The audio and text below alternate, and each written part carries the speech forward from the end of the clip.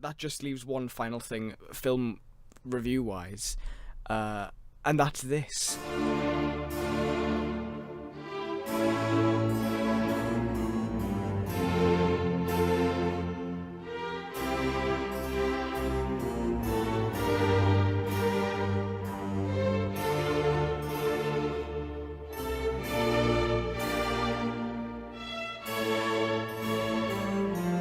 Yes, that's right. The Tyneside this week showed Barry Lyndon, and Joe was very pleased. Yay!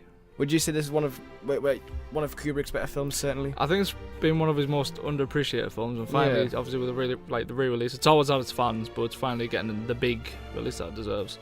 But it's basically like all of Kubrick's films, really. When they came out, nobody really they were kind of decisive, but especially this one. But I mean, it's surprising, like 2001 got such a like back in the day, but now it's like such a masterpiece. I guess it's the same thing, yeah.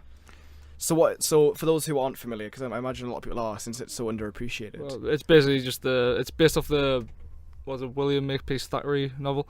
It's the tale of Redmond Barry, basically, but I think it's set in the 17th century, if I remember. I think so. I think so. But 17th century, late 17th century, and he's basically just a social climber, an Irish social climber. And he starts from as a farmer, like peasant boy, and rises the ranks to the practically close to the aristocracy. But what you get is the rise and fall of Barry Lyndon in two very distinctive parts. Two chapters. It's very.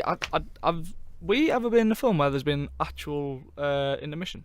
No. Yeah, 15 minutes. Well, we had an interlude in 2001. Yeah, but we didn't actually leave the cinema. This is one of the very first times the lights came up and we had a little interlude, which is fascinating.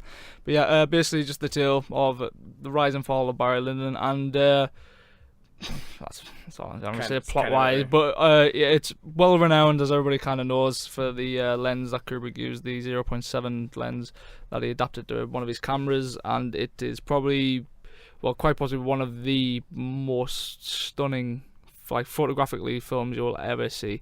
It's famous for the natural candlelight scenes, the costume drama, Ryan O'Neill's performance, which you were saying a lot of people didn't like for some reason. A lot of people, when it was re-released, were saying that they thought he was the weakest part of the film because the accent kept slipping. Apparently he looked very amateurish compared to the well-crafted. There was people behind us who were like going, "Yeah, Ryan O'Neill. I mean, he did his best, didn't he?" Okay. I've always thought Ryan was fine. I think, especially performance-wise, I think, especially in the later half of the film, and you said you enjoyed the later half compared to the first half, but I think if the goal of Barry Lyndon is to be like unlikable, and especially in the second act, then he does a fine job because he's horrible. he's very genuinely horrible. He's not a nice person at all. But he's charming and fascinating to watch. But I think of all of Kubrick's films, this is probably one that has the most emotion.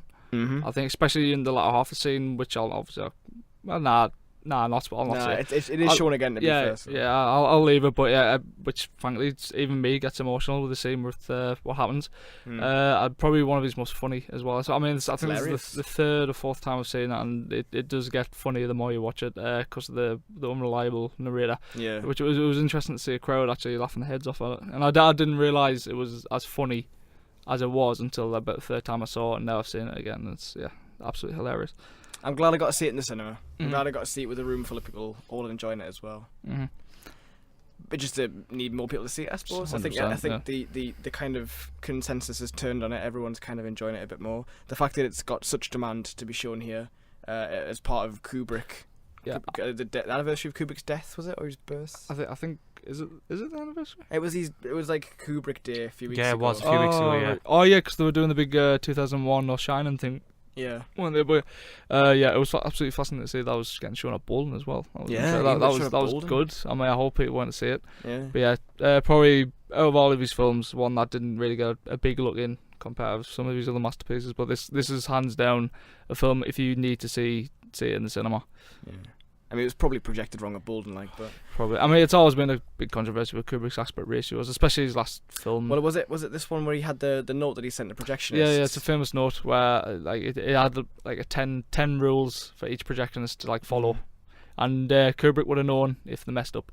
Yeah, he literally used to ring. He literally used to phone up or visit certain cinemas to make sure they were projecting it right and getting it right. Celluloid. I absolutely loved it. It's so well crafted, and like that. I know it's not much of a soundtrack apart from that repeated variations of that one theme, but it's such a good theme. Works, doesn't it? Yeah. And he's such an unlikable character, but you're still kind of rooting for him. Yeah. And it's so weird, like especially compared to his son. It's so immensely crafted. Like you can tell this is a man at the top of his game, and it's just you'll see nothing like it this year. Like you have to see it.